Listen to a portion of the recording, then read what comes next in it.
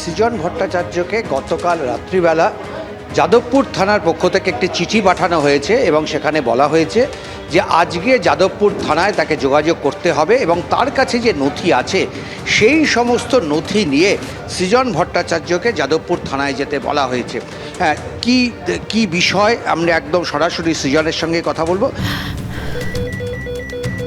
ক্যান্সারে নেই আর ভয়, NCRI হবে এর জয়। আপনাদের ভরসা নেতাজি সুভাষচন্দ্র বোস ক্যান্সার হসপিটাল। সৃজন আপনাকে যাদবপুর থানা কেন ডেকে পাঠানো? আমাকে পরশু একটি বাড়িতে চিঠি দিয়ে গেছে যে 3টে কেস বোধহয় রেফার করেছে, যাতে করে বলেছে যে আমরা ছবি ভিডিও ফুটেজ আপনার কাছে যাদবপুর ইস্যুতে যা আছে সেসব নিয়ে আসুন, ইন্টারোগেট করতে পারে, সাক্ষ্য প্রমাণ চাইতে পারে। আমি যাব, আমি তদন্তে সহযোগিতা করব, আমার তো লুকোনোর কিছু নেই। আমার কাছে যা আছে social media, print media, electronic মিডিয়ার মাধ্যমে পাওয়া, এগুলো আমি ইতিমধ্যেই সাংবাদিক সম্মেলন করে বাংলার মানুষকে দেখিয়েছি। আরও 1 কপি যদি যাদবপুরের থানার পুলিশের লাগে আমি দিয়ে আসবো, কী আছে। এবং কিছুক্ষণ আগে আপনি সাংবাদিক সম্মেলন করে বলছিলেন যে কেন আপনাকে ডেকে পাঠানো হলো, এটা নিয়েও কিন্তু আপনার কিছু প্রশ্ন রয়েছে। কেন?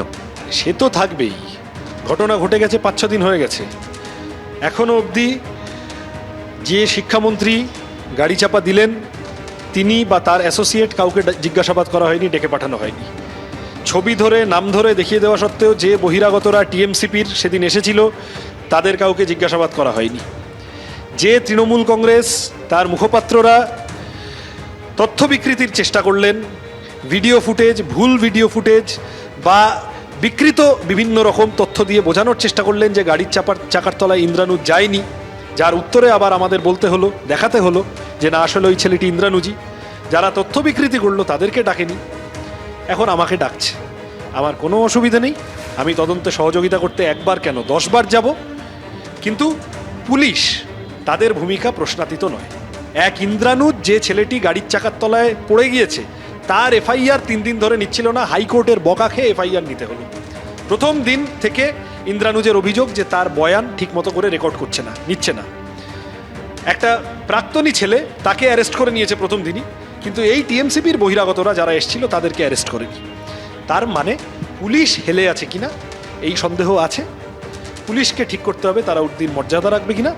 আমরা তদন্তে সাহায্য করার জন্য সমস্ত রকম ভূমিকা পালন করব। আজকে সন্ধ্যে 6টার সময় যাদবপুর থানায় যাবে সৃজন ভট্টাচার্য এবং সেখানে সমস্ত নথি নিয়ে তিনি যাবেন এবং সেই নথি পুলিশের কাছে তুলে দেবেন। তার দাবি, মিডিয়া থেকে যে সমস্ত নথি তিনি পেয়েছেন সেগুলোই তিনি পুলিশের হাতে তুলে দেবেন। ধন্যবাদ উজ্জ্বল।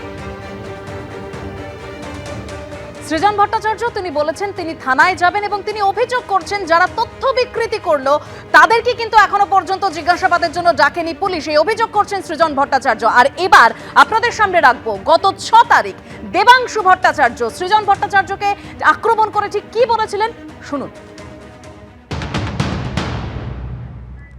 ছবি দেখানো হয়েছে যাদেরকে বলা হচ্ছে বহিরাগত বলে। আমি স্পষ্ট করে বলতে চাই, ওখানে যারা উপস্থিত ছিলেন ওটা কিন্তু শিক্ষামন্ত্রীর প্রোগ্রাম ছিল না, ওটা ওয়েব কুপার সভাপতি ব্রাত্য বসুর প্রোগ্রাম ছিল, যেটা আমাদের দলীয় প্রোগ্রাম। আর সেখানে যারা যারা ইনভাইটেড ছিলেন, যাদের ছবি সৃজনদা দেখাচ্ছে, তারা প্রত্যেকে ইনভাইটেড গেস্ট, তাদের প্রত্যেকের কাছে গেস্ট কার্ড রয়েছে।